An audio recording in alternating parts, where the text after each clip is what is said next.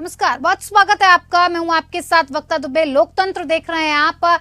मध्य प्रदेश की सभी सीटों के लिए आज मतदान पूरा हो गया। मुख्यमंत्री शिवराज सिंह चौहान और उनके पूर्ववर्ती और प्रतिद्वंदी कमलनाथ जैसे राजनीतिक दिग्गजों के भाग्य का फैसला आज ईवीएम में बंद हो गया। बीजेपी के 3 केंद्रीय मंत्री नरेंद्र सिंह तोमर, प्रहलाद पटेल और फग्गन सिंह कुलस्ते भी चुनावी मैदान में थे। बीजेपी के महासचिव कैलाश विजयवर्गीय इंदौर 1 से पार्टी उम्मीदवार हैं, जबकि पार्टी के 3 लोकसभा सांसद राकेश सिंह, गणेश सिंह और रीति पाठक भी मैदान में उतरी हुई हैं। उधर छत्तीसगढ़ की 70 सीटों पर भी दूसरे और अंतिम चरण का मतदान पूरा हो गया, जिसमें मुख्यमंत्री, उप मुख्यमंत्री, राज्य के 8 मंत्रियों और 4 सांसदों समेत 958 उम्मीदवारों के भाग्य का फैसला होगा। इसी पर बातचीत करेंगे। बातचीत के लिए हमारे साथ खास मेहमान जुड़ेंगे। तो एमपी में सभी 230 सीटों पर मतदान हुआ, तो वहीं छत्तीसगढ़ में दूसरे चरण को लेकर 70 सीटों पर मतदान किया गया है और इसी को लेकर हम बातचीत करेंगे। क्या कुछ रहा, पार्टियों को कितना भरोसा नजर आ रहा है, अपनी स्थिति कहां नजर आ रही है, किस तरह से क्या कुछ हुआ मध्य प्रदेश और छत्तीसगढ़ में आज के दिन, इसी पर चर्चा करेंगे। और चर्चा के लिए हमारे साथ खास मेहमान जुड़ गए हैं, जिनसे मैं आपका परिचय करवा देती हूँ। हमारे साथ अनिल गोयल जी जुड़े हुए हैं, प्रवक्ता हैं बीजेपी के। सर, बहुत स्वागत है आपका कार्यक्रम में। साथ ही साथ रत्नाकर सिंह प्रवक्ता हैं कांग्रेस से, जो हमारे साथ जुड़े हैं। आपका भी बहुत स्वागत है सर। और अनिल गर्ग राजनीतिक विश्लेषक के तौर पर हमारे साथ जुड़े हैं। बहुत स्वागत है आपका भी सर। शुरुआत अनिल गोयल जी आप ही के साथ। कांग्रेस तो साफ तौर पर यह आरोप लगा रही है कि आपने मध्य प्रदेश में डराने धमकाने की कोशिश की है। जिस तरह से चुनाव संपन्न हुए हैं, ठीक तरह से संपन्न नहीं होने दिया आपने। युक्ता जी, सबसे बड़ी बात तो ये है कि कांग्रेस हार रही है और कांग्रेस हार में बौखला रही है। खुद दंगे करती है, कर बीजेपी पर आरोप लगाती है, खुद झगड़े करती है और बीजेपी पर आरोप लगाती है। जो जीतती हुई पार्टी है वो कभी दंगे नहीं करती।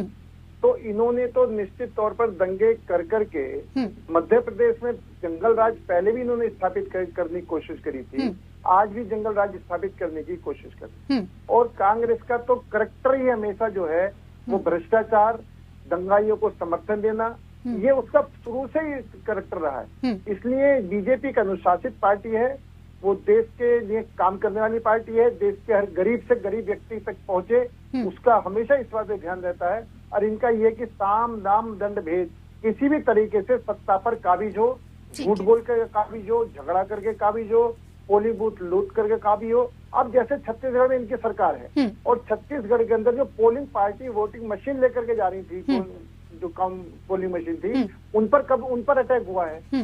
एक हमारा जवान मारा गया है, जबकि छत्तीसगढ़ का राज है। मतलब इतना बुरा हाल इन्होंने कर रखा है क्योंकि इनके अंदर बौखलाहट है और ये किसी भी तरीके से ये तो कह रहे हैं बौखलाए हुए आप हैं। जगह जगह पर मध्य प्रदेश में जिस तरह से मारपिटाई हुई है, मारकुटाई की नौबत आ गई और जो गर्भवती महिलाएं थी, बुजुर्ग थे, बच्चे थे, ये घायल हो गए। साफ तौर पर, स्पष्ट तौर से तस्वीरें भी सामने आई हैं गोयल साहब। नहीं, कि किस बात की बौखलाहट है? ये तो साफ हो जाएगा 3 दिसंबर तक सर। दुबे जी, हमें कोई वो नहीं है, बिल्कुल भी बौखलाहट नहीं है, बिल्कुल भी घबराहट नहीं है। हमने निश्चित तौर पर सरकार बना रहे हैं, भारी बहुमत से सरकार बना रहे हैं। छटपटाहट तो इनके अंदर है और वो छटपटाहट साफ दिखाई दे रही है। आप एक बात बताएं, इस तरफ इनका दोगलापन एक स्पष्ट दिखाई देता है कि सनातन धर्म के गाली देने वाले इनके गठबंधन में शामिल हैं और मध्य प्रदेश के अंदर राम राम जप रहे हैं। आप ये अपने विरोधी जो सनातन धर्म को खत्म करने की बात कहते हैं, क्या सनातन धर्म राम जी के इससे अलग हटके हो सकता है? तो निश्चित तौर पर ये इनका दिखावा साफ दिखाई दे रहा है कि मुंह में राम बगल में छुरी। हमें किसी तरीके से सत्ता पर काबिज हो जाए और हर तरीके से सत्ता पर काबिज होना चाहते हैं, इसलिए हर हथकंडा ये अपना रहे हैं। और ये इनके बौखलाहट का नेचर, नहीं तो इनका फैसला होता कि अगर ये राम को मानते हैं तो सनातन धर्म वालों को अलग करते हैं, उधर उनको गले लगाते हैं, मध्य प्रदेश में कुछ और बोलते हैं, इनके राष्ट्रीय अध्यक्ष के बेटे कुछ सनातन धर्म के खिलाफ बोलते हैं, सड़गेगी। तो इनका क्या है कि इनका खुद का ये मतलब दिवालियापन है, दिमाग का दिवालियापन है, खोखलापन है, विचारधारा का खोखलापन है, कोई नीति नहीं है, कोई नियति नहीं है। रत्नाकर जी, सही मायनों में एक इनकी लड़ाई सिर्फ कुर्सी पाने की है। ठीक है, हमारी लड़ाई जनता की सेवा करने की है। ठीक है सर, मध्य प्रदेश का विकास सरकार है आपकी, आपका ये बड़ा दायित्व भी बनता है। अनिल गोयल जी, आपको क्यों लगता है ऐसा कि छत्तीसगढ़ में कांग्रेस पार्टी की सरकार जाने वाली है? उन्होंने वादे किए, दावे किए और उसे पूरा भी किया। कहीं ना कहीं जनता अभी इस बात को मान रही होगी ना कि छत्तीसगढ़ में जिस तरह से कांग्रेस पार्टी ने काम किया है, दोबारा से उसकी सरकार आए। आपने ऐसा क्या कर दिया छत्तीसगढ़ के लिए कि जो जनता को ऐसा लगे कि भारतीय जनता पार्टी को लाना चाहिए? वक्ता जी, सही बात यह है कि मैं छत्तीसगढ़ खुद घूमा हूँ और जितने लोगों से बात हुई है 10 में से 8 लोग 9 लोगों ने छत्तीसगढ़ की कांग्रेस भ्रष्टाचार सरकार को भगाने की बात करी है और बीजेपी की सरकार को आने की बात करी। मैं जनता की आवाज के रूप में आपको ये बात कह रहा हूँ। दूसरी बात ये कहता हूँ, महादेव ऐप जो जिसने वहाँ पर जो सब कुछ करा है, इतना बड़ा घोटाला इनके सामने आया, वो सब है। छत्तीसगढ़ के अंदर माफियाओं का राज है, माफियाओं की अभी भी वहाँ पर दादागिरी है। आम आदमी वहाँ पर सही तरीके से नहीं जी सकता। नक्सलवाद अगर पैदा हुआ है तो कांग्रेस के राज में पैदा हुआ है। नक्सलवाद को कंट्रोल कराए तो हमारी केंद्र सरकार ने, माननीय अमित शाह जी ने मिलकर के इसको नक्सलवाद को बहुत कुछ कम मतलब इनको कंट्रोल करा है। आज कांग्रेस के राज में आतंकवाद इतना आगे था कि हम ये कहते थे कि किसी ब्रीफ केस को हाथ मत लगाओ, किसी खिलौने को हाथ मत लगाओ, बम हो सकता है। आज वो सब बातें ये सब बात इतिहास में चली गई है। कांग्रेस के राज में ही जगह जगह दंगे होते थे, कर्फ्यू होते थे। आज ये सब बात चली गई है। आज देश में हर गरीब का विकास हो, हर गरीब आगे बढ़े, हम इस पर बात लग रहे हैं। जाति पाति पर बात लग रही है। अनिल गोयल जी, एक बात और बताइए, ये पाटन, अंबिकापुर, शक्ति ऐसी सीटों पर लगातार खबरें आ रही है कि कांटे की टक्कर है। कांटे की टक्कर की जब बात आती है तो क्या मन में एक राहत की सांस आती है कि चलिए कुछ सीटों पर तो कांटे की टक्कर नजर आ रही है, तो नंबर हमारा लग सकता है? क्या कहेंगे? और काफी बड़ी सीटों में नाम है, अंबिकापुर हो गई या पाटन हो गई या शक्ति हो गई, बड़ी चीज, बड़ी सीटें मानी जाती हैं। मैं तो ये कह रहा हूँ, छत्तीसगढ़ और मध्य प्रदेश में दोनों में हम सरकार बना रहे हैं और दोनों में सरकार बना रहे हैं, इसलिए निश्चित तौर पर कहीं भी कांटे की टक्कर है तो कहीं ना कहीं जो तो चुनाव में कुछ सीट जीतते भी, कुछ सीट हारते भी हैं, तो उसका बड़ा विषय नहीं है। दूसरा, मैं मध्य प्रदेश के अंदर जो मैं एक बात कहना चाहता हूँ कि अगर आप पिछला रिकॉर्ड देखेंगे, जब अधिक मतदान हुआ है तब वहाँ पर भाजपा की सरकार बनी है। सिर्फ पिछली बार कम मतदान हुआ था, लेकिन कम मतदान के बाद में भी जनता ने मध्य प्रदेश में बीजेपी को आशीर्वाद दिया था। 41% वोट बीजेपी को मिले थे। सर, कितना प्रतिशत वोट हुआ है इस पर अगर आप कहेंगे कि सरकार बन जाएगी, ऐसे तो कई वो सर्वे भी आते हैं, सर्वे के ऊपर आप कैसे बना देंगे अपनी सरकार? मेरी पूरी बात हो जाए। मैं ये कह रहा हूँ, पूरी ऑल जनता ने आशीर्वाद मध्य प्रदेश में पिछली बार ही बीजेपी को दिया था, लेकिन क्योंकि सरकार सिर गिनने से होती है, विधायक इनके ज्यादा थे इसलिए इनकी सरकार बनी, लेकिन इनके विधायक टूटे। सिंधिया जी टूटे क्यों? उन्होंने जनता से वायदा करा था कि मध्य प्रदेश में आएंगे तो ये काम होंगे, और सरकार बनने के बाद में मध्य प्रदेश सरकार ने कोई काम नहीं करा। इसलिए जो वहाँ के विधायक मध्य प्रदेश का हित चाहते थे, मध्य प्रदेश के विकास में चाहते, तो उनको ये लगा कि अगर मध्य प्रदेश का विकास होगा तो भाजपा के साथ होगा, इसलिए वो टूट करके भाजपा में आए हैं। वो बिक करके नहीं आए हैं। जैसा कि अनिल गर्ग बिल्कुल ठीक कर रहे थे कि आप अपने लोगों से संभालो, कोई अगर वो बिकने नहीं सकते कौन खरीदेगा। लेकिन वहाँ के लोग, मध्य प्रदेश का विकास नहीं हो रहा था, मध्य प्रदेश का विनाश हो रहा था, वो देख नहीं सकते थे, इसलिए वहाँ तोड़ करके बीजेपी के अंदर आए। और छत्तीसगढ़ की जनता पूरी तरीके से इनके भ्रष्टाचार में डूबी हुई सरकार से ऊब चुकी है और वो निश्चित तौर पर परिवर्तन चाहती है, और उस परिवर्तन की निशानी है कि बहुत अधिक तरीके से मतदान होना, और निश्चित तौर पर इनका वहां से पलायन है, ये हार इनकी पक्की है।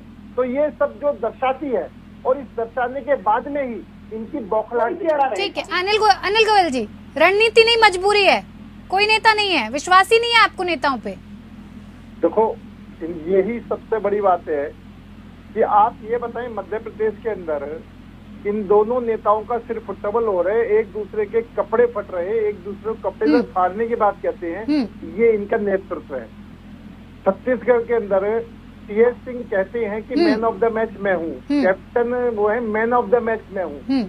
ये इनका आपस का लड़ाई द्वंद्व सामने दिखाई दे रहा है। चाहे राजस्थान हो, चाहे मध्य प्रदेश हो, चाहे छत्तीसगढ़ हो, ये आपस में लड़ रहे हैं और ये कहते हैं कि हम क्षेत्रीय नेतृत्व चुनाव लड़ रहे हैं। तो आप राहुल गांधी, प्रियंका गांधी क्यों चुनाव प्रचार में आ रहे हैं? भाई इनके जो नेता हैं वो चुनाव प्रचार कर रहे हैं, हमारे जो नेता हैं वो चुनाव प्रचार कर रहे हैं। लोग हमारे नेताओं की बात सुनना चाहते हैं, लोग हमारी नेताओं पर विश्वास करते हैं। हमारे माननीय प्रधानमंत्री नरेंद्र मोदी जी पर जनता का हिंदुस्तान का एक एक बच्चा विश्वास करता है, उनके बात पर लगता है कि ये जो कहते हैं वो करते हैं और जो करते हैं वो ही कहते हैं। इनका कहना ही सबसे बड़ी गारंटी है। ये इनका पेट का दर्द है कि इनको कुछ पता ही नहीं है क्या बोलना कैसे बोलना है। और दूसरी बात, अब ये धर्म की बात कर रहे हैं, मस्जिदों से फतवे जारी कौन करवाता है? ये हम पे सांप्रदायिक आरोप लगाते हैं और मस्जिदों से फतवे जारी ये करवाते हैं कि कांग्रेस को वोट दो। तो निश्चित, और दूसरी बात, ये लोकतंत्र की बात करते हैं। 1975 के अंदर इन्होंने जनता का फैसला था कि इंदिरा गांधी चुनाव नहीं जीती थी, नंबर 2 के रास्ते जीती थी। कोर्ट ने कहा कि तुम गलत जीती हो। इन्होंने ना जनता का विश्वास करा ना कोर्ट का विश्वास करा, इमरजेंसी लगाई और पूरे देश के अंदर इमरजेंसी लगा करके इन्होंने जबरदस्त सत्ता पे काबिज करी। ये सरकार गिराने की बात करते हैं। 92 के अंदर जब अयोध्या के अंदर जब विवादित ढांचा टूटा था तो भाजपा की 6 सरकारें इन्होंने गिराई थी, इनका कोई लेना देना नहीं था। तो ये लोकतंत्र की हत्या करना जानते हैं तो कांग्रेस ही जानते हैं। और जो ये ईडी वीडी के शोर मचाते हैं, माननीय सुप्रीम कोर्ट ने सीबीआई को पिंजरे का तोता इनके कांग्रेस के राज में कहा था।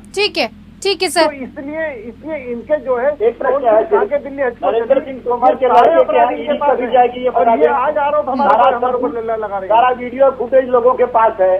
अरे वीडियो फुटेज इमरजेंसी आपने ठीक है, वक्त की कमी है मेरे पास। हम पर देखने वाली बात होगी कि ये जो कांटे की टक्कर है, ये आर पार की जो टक्कर है, इसमें कौन जीतता है, कौन सत्ता पर काबिज होता है, कौन किसको हटाता है, ये 3 दिसंबर को तय होगा। और 3 दिसंबर को भी हम इस पर चर्चा करेंगे और साथ में बैठेंगे, तब ये साफ हो जाएगा कि किसने कितने दावे वादे किए और किसके वादे और दावे पर जनता ने मोहर लगाई है। फिलहाल आप सभी मेहमानों का हमारे साथ इस पेशकश में जुड़ने के लिए बहुत बहुत धन्यवाद। लोकतंत्र में इतना ही। नमस्कार।